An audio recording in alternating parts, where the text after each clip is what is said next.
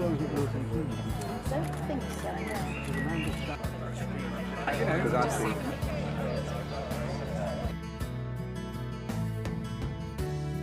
Speaking as Master of Churchill College, I'm absolutely delighted that we are able today to open this garden, which has been funded with the generosity of Jia Chanfu, who has given so much to this college.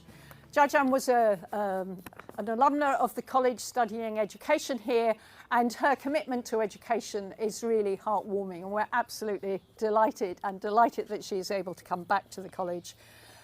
Her gifts to the college enable education in a broad sense to be supported, and that long-lasting link between an alumna like Jia Chan and the college is really important to the college.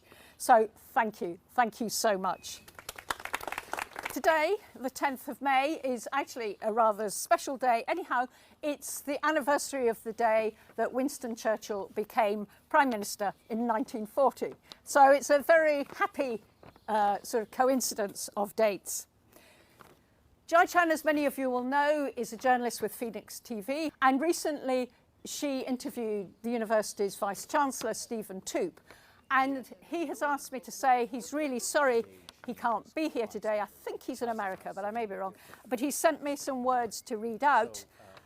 So Stephen Toop has said, "I'm sorry not to be able to join you at the opening of the Jia Chanfu Garden.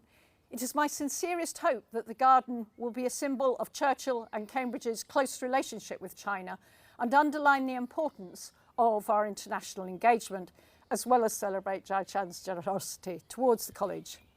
We know that 13% of Cambridge's students come from China, and we are immensely proud of our academic partnerships with Chinese institutions and of our growing alumni network in the country.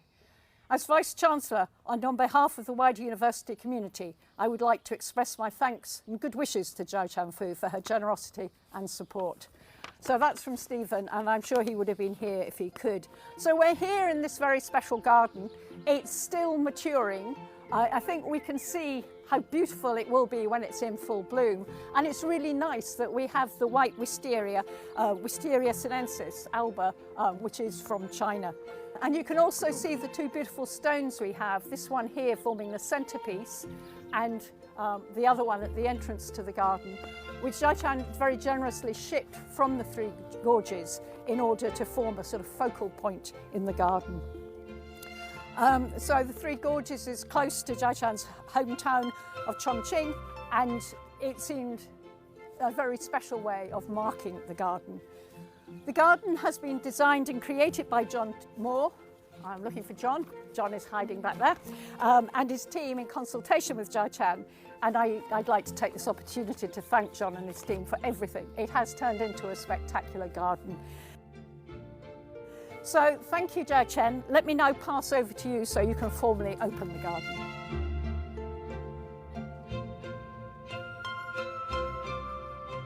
Well, before I officially unveil this plate, I would like to formally thank everyone who actually takes time out to be here today to witness this exciting moment. It's a moment of joys and hopes, and it certainly is more colorful and meaningful with your presence. I had a wonderful student life here in Churchill College of Cambridge. I'm a deep believer of education. Education plays absolutely a vital role in one's life. But education is not a matter of how many years you spend in school. It's not a matter of how prestigious your university actually is in the world. It's a matter of capability of learning. It's a matter of the curiosity for life, the courage when facing the unknown, the resilience when challenged by adversity in life. Life is not always easy. It's not always rainbows and butterflies. Having that said, we can always enjoy a piece of garden, a space where you can connect or reconnect with the nature, with your innate energy, with your gifted imagination. That is why I'm truly proud to have this wonderful garden in my beloved alma mater, Churchill College of Cambridge. And I would like to thank Master Athena for her constant support for this project. I'd like to thank our bursar, who's not here today, for her tremendous help, and Fran and her team for their diligent work, and of course, our head gardener, John, the representative of the beauty of Churchill College. Dr. Yuan. He's in Tokyo, I believe, for a conference, but he has always been an important mentor since my college year. And also Jacobo, on his advice and help on different fronts in all these years. Before I conclude my speech, I would like to touch upon the beautiful stones in the garden. They flew over from my home city, Chongqing. We can see the stone in the centerpiece. Her name is Reading Gao because it symbolizes a girl reading. I don't know if you can sort of relate. It's a girl with a big sleeved dress and the hair all tied up. Because girls' education is so important that it determines the quality of a family, of a nation, of a society.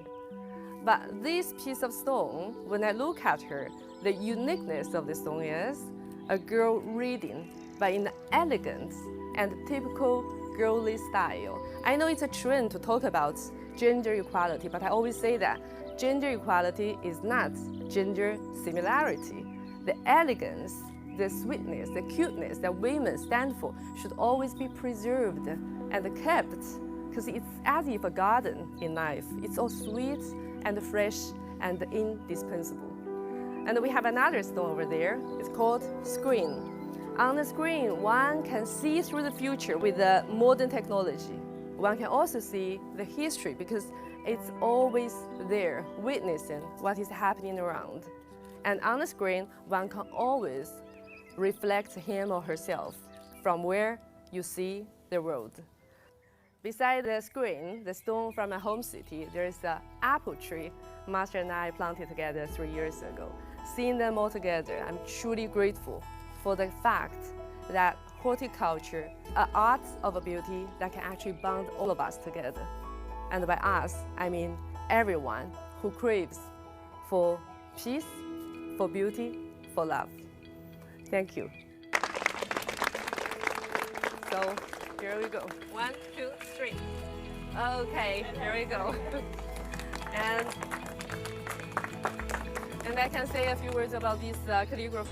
And I'm very lucky that with this piece of beautiful project, so we got a lot of help from friends here and not here. And I'll remember that, and we will keep working on this beautiful project, and hopefully it will benefit more and more students that are to come. Thank you. Thank you. So first of all, on behalf of the Chinese Embassy, I would like to offer my warm congratulations for the unveiling of the Xiaotianfu Garden. Well, on the way here, I was briefed by my colleague that this college produced 32 Nobel laureates, or in another word, 1/3 of the Nobel laureates of Cambridge University. So I think it is really an extraordinary honor for such a prestigious college to host this event, to open a garden named after a Chinese young alumna, a beautiful Chinese lady. And I think this is no ordinary garden for 3 reasons. First, it is a garden that represents the relentless striving of students.